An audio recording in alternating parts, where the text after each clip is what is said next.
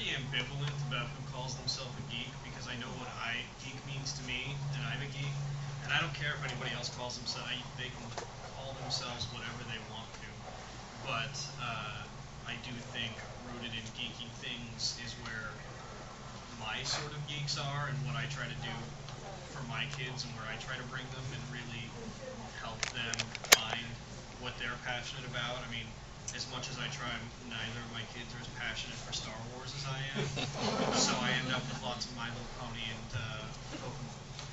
But and it's weird because it's my son who's into My Little Pony and tries to convince his sister to watch it.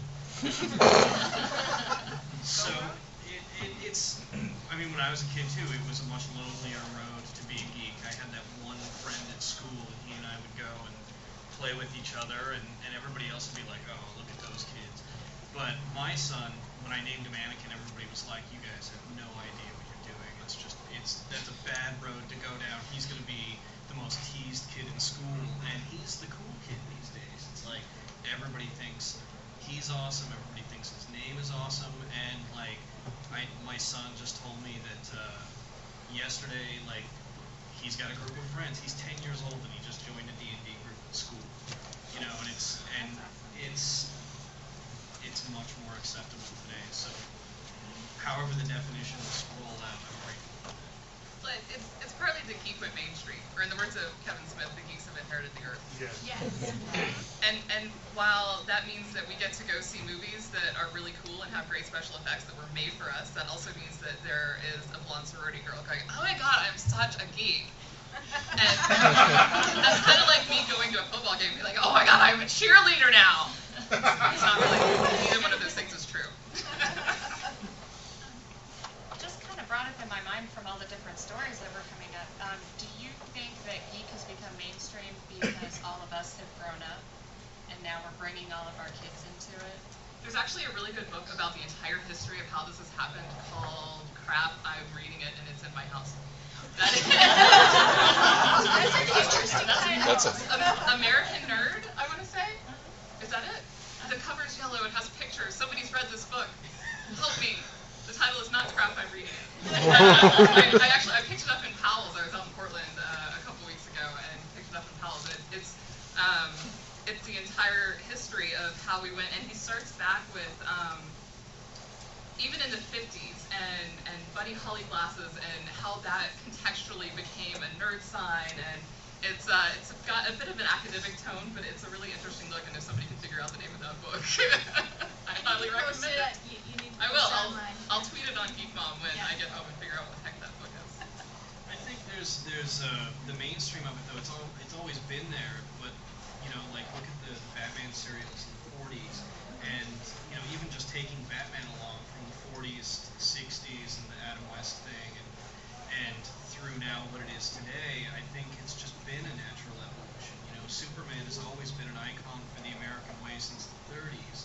It's always been there, but I think the people who create these things have worked much harder at making them more accessible to everyone and making them more inclusive, so that it wasn't just a kids thing. You know, geekdom had to fight for its credibility and never got it. Stan Lee talks about that a lot in that documentary about his life and about when comic books were attacked for being evil and the downfall of civilization, and children should never read comic books and bad things would happen. He's like, holy crap, now look at me. Well, that worked out.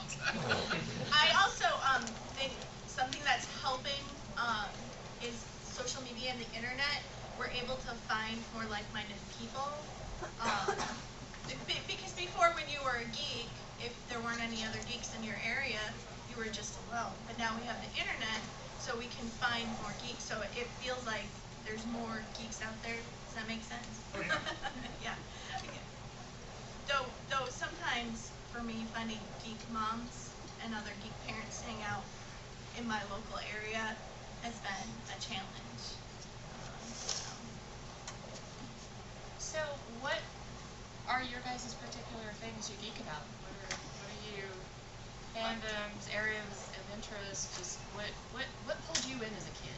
Well, obviously I'm a Firefly geek, if you can tell. I'm also a Tolkien. I love Tolkien and Star Wars. And Phineas and Ferb. It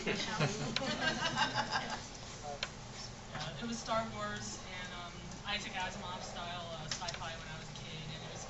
I really truly believe I was the son that my father never had. He didn't get any sons, but he had 2 daughters, but I was the one that he imparted a lot of. Back then, it was called tomboyish tendencies. So my dad likes trains. I ended up kind of liking trains. I don't love trains, but guess what? I married a train geek, and he is a big-time train geek in the model railroading community. So if there are any model railroaders in here, I married one, and if you're the spouse of a model railroader, girl, spouse power for that. But I grew up kind of just leeching off of my dad's interests, so things that he ended up interested in. He'd finish a book, and I would just pick it up and read it. And I was just really into books of all kinds. So the Star Wars part actually was cool. I ended up with 2 sons when the episodes 1 through 3 were coming out, and so my boys were able to begin to get involved in that. And DVDs were launched not long after my oldest son was born, so got the DVDs, hit play, tried to explain to him this is the way it's really supposed to be. Star Wars, Han shot first, and all. Han shot first, yes. They are believers. When our son started watching some of the cartoons that have come out more recently, such as Phineas and Ferb, my husband and I would just sit down and say, oh my gosh, that's just genius. So we 4 would sit and watch Phineas and Ferb. And I think it may come along with question 4 about My Little Pony a little later. But I really like that. That show's genius. So I'd say as a younger kid, I was a girly girl. I was a ballerina.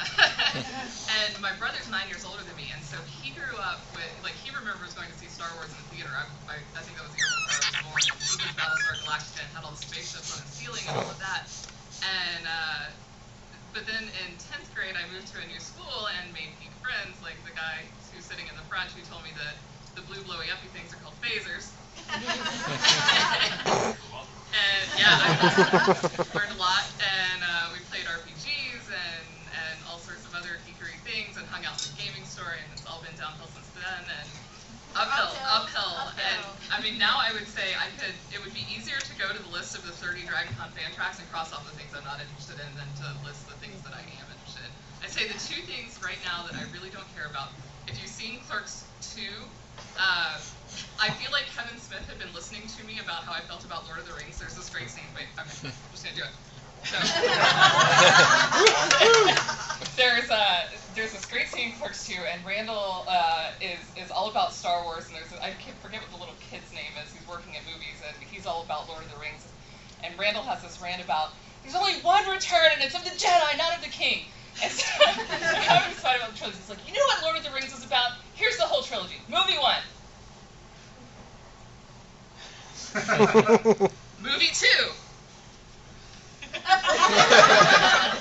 Movie 3.